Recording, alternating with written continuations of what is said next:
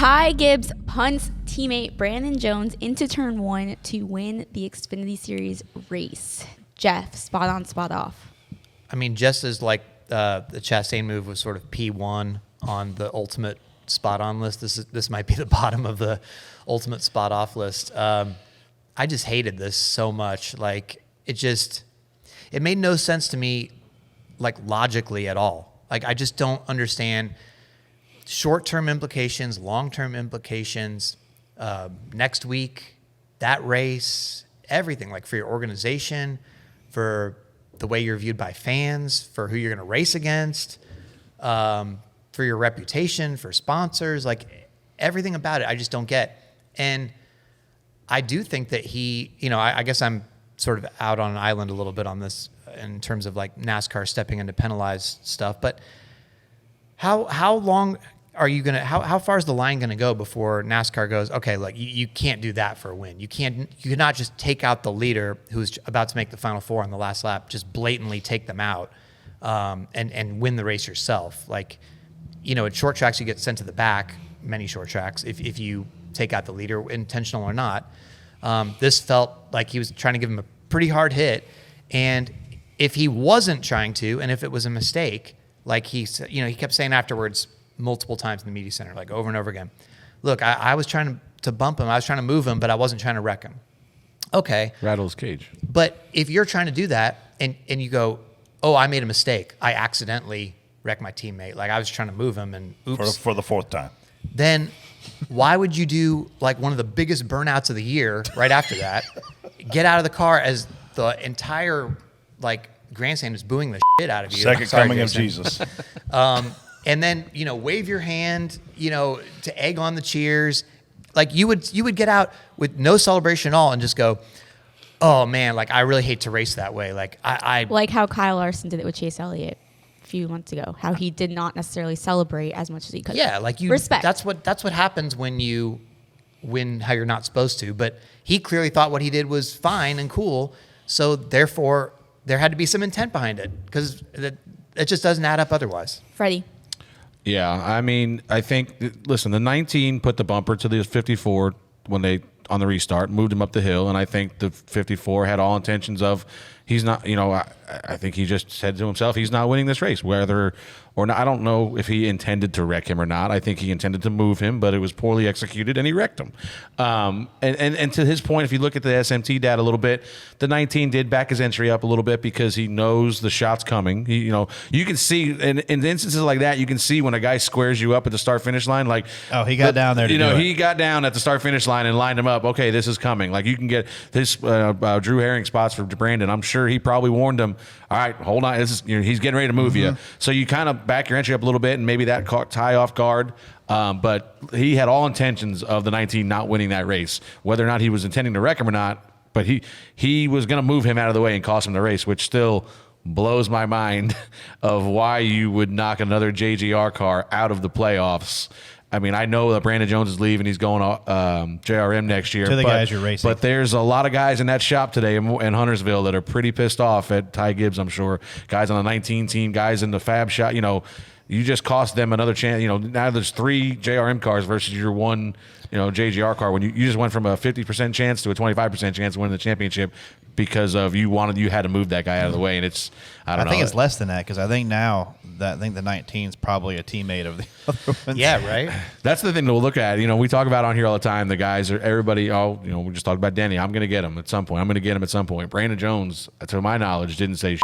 Like he handled it so well. He didn't say anything, and that's the guy you got to watch out for. Those are the guys that you got to watch out for. So Brandon Jones turned the other cheek. I would say very that's very biblical of you. Yes. Yeah. You want to talk about just doubling down on a bad idea? Like, all right, now I've done this. I've knocked my teammate out of the playoff, out of the Final Four. But you know what I'm going to do now is just compare myself to Jesus and. Oh yeah, well, they hated him too, from what I was told. I'm spot off, man.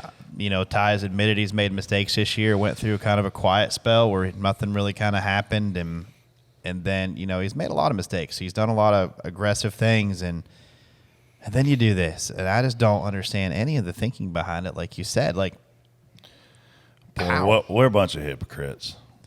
But we say win at all cost on the show all the time. Yes, but there's like, I don't agree with turning a guy. I'm a fine if he runs out of the corner, knocks him up the track. Here, I mean, to Brett's point, if that's Noah Gragson that he does that to, does anybody get? I mean, Noah probably does. I mean, Noah will, but does he get the chorus of boos like that? You know, I know maybe Noah's a poor example because he's got a huge fan base, but if Dale Earnhardt did that, would everybody go mad? A lot of those guys get out though, and like like he says though, he gets out and just says, "Yeah, that's what I did. It's what I wanted to do." There's no like, man, I really hated to do that. You know, I hate it. You know, I didn't want to win that way, but you know, I'm happy for my guy. There's no like. Gets out and calls it on like, yeah, that's bad. You know, are you not entertained? You know, like this is it. Like, but just doesn't make sense, man. Like now you just instead of creating a teammate racing in the he's a terrible teammate. You got an enemy, another enemy, like another one. And but when's Brandon Jones going to see Ty Gibbs again, other than Phoenix? Well, I don't know. We'll see where he they probably end up won't. Turn one, lap one. we make fun of TJ's initials, standing for Thanks Junior. What does TG stand for? Thanks, Grandpa. That gave me "Let's Go Brandon" vibes. That chant coming from the grandstand. They actually said it all. The grandstands. Did you hear them? We literally say on this thing, you know, and it sucks. Like it sucks to be Brandon Jones right now, but Ty Gibbs won at all costs, and Ty Gibbs is positioning himself as the new intimidator. I actually think that it's great to be Brandon right now because I cannot imagine more people on his side. What I don't get is, man, how much money has Brandon Jones brought to Joe Gibbs Racing over the last several years? A lot. Oh, my Jesus. A lot. Speak of Jesus. Speaking of Jesus, this guy's brought $15 million, like crazy amounts of money, a sponsorship to this team. And holy cow, what a terrible way to be disrespected. Like, I don't know, but what does Ty go? Hey, sorry, Grandpa, can I still fly home with you on your Challenger? Like, how does this work? What are the repercussions of Ty Gibbs doing that? Like, we all say it sucks for Brandon Jones. He shouldn't have done it. But what actually happens? I think it's long-term repercussions because you lost any benefit of the doubt. You lost all respect in the garage. The entire garage is like, man, that guy. You know what I mean? I don't think he has a lot of respect in the Cup garage anyway. Well, you don't have any now. I mean, and now it's going to really take a long time. I mean, fan base wise, like honestly, when he'd do some of the stuff earlier, even the pit road thing, yeah, you know, I was like, all right, that's really bad, but you know, eventually he'll learn not to do that. Like he'll get that stuff under control. He'll get that stuff sorted out. And I think he means well. You know, ultimately he has some lapses of judgment. This was more than like a lapse of judgment. This was like a conscious decision. And like backing it up, like I'm going to do this, and this is how I'm going to race, and this is how I'm going to be. And then, you know, like you said, doubling down on the comments afterwards and things like that. Like, so that's who he is now. Okay, like that's different than I was perceiving him. So I think the perception is changed. He's probably fine, you know, sponsor wise, you know, and obviously he's not going to lose his ride. But I think long term, if you become like even Kyle Busch, right? As much as we talk about Kyle Busch on the show, Kyle Busch would rather be the most popular driver. He doesn't want to be disliked. There's been times when he sort of, you know, would wear the black hat, you know, out of fun, but he doesn't want to be booed. Right. Like, Nobody does. Yeah. So I think you're seeing Ty Gibbs become the closest to like embracing the villain thing that we've seen, but I don't think that's in a sponsorship based sport. I just don't see how that's the great move, especially at his age. You're really taking a path in your career now that it's going to be hard to come back from. So there's no repercussions to your question at the moment, but I think he's going to regret that down the road. Carl Edwards got away with it his whole career. He'd smile and say, I didn't mean to do that. I think Ty's just setting up. He wants to be the opening act on the Ross Chastain Don't Give a tour for the rest of the year or going into next year. Yeah. But Chastain, it flipped. Like he was booed before the race in driver intros, and he got the massive cheers afterwards. So now everybody's like, okay, Chastain, like right. That redeemed him. He So, got booed? I didn't know that. in driver intros. Wow. I'm Yeah, sure, yeah. he does. Did my guy get on booed occasion. yesterday? No, not at all. TJ said he didn't really Listen, get booed. Bubba No, I said Wallace, you- I I was literally joking. thought before the race, I told Freddie this. I hope that Bubba Wallace on Sunday morning showed up with a bouquet of flowers and a thank you card that said, "Here, Ty. Thanks for taking all the media attention. Guys like Jeff Gluck, thanks for taking me off blast and putting it on you." And then Ross Chastain takes all the blast off of Ty and puts these cheers into the media blast. I will tell you there was cash exchanged in our pre-race meeting. What happened? Bubba and Ty thanking him. He should.